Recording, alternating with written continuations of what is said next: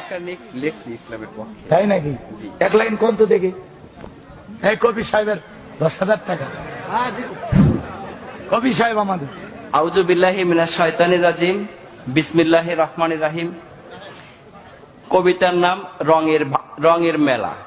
School বন্ধ, পূজার ছুটি, গায়ের ছেলেরা বেঁধে জুটি। পূজা দেখলাম উল্লাপাড়া, তথায় দেখি হিন্দু ভরা। দেখলাম গিয়ে মাটির মানব, মানব তো নয় দেখতে দানব। 10 হাত তার 2 পা, হিন্দুরা তাকে বলে মা।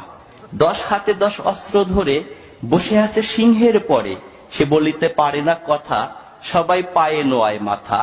গলায় দিয়া ফুলের মালা, খাওয়ায় তাকে দুধ কলা।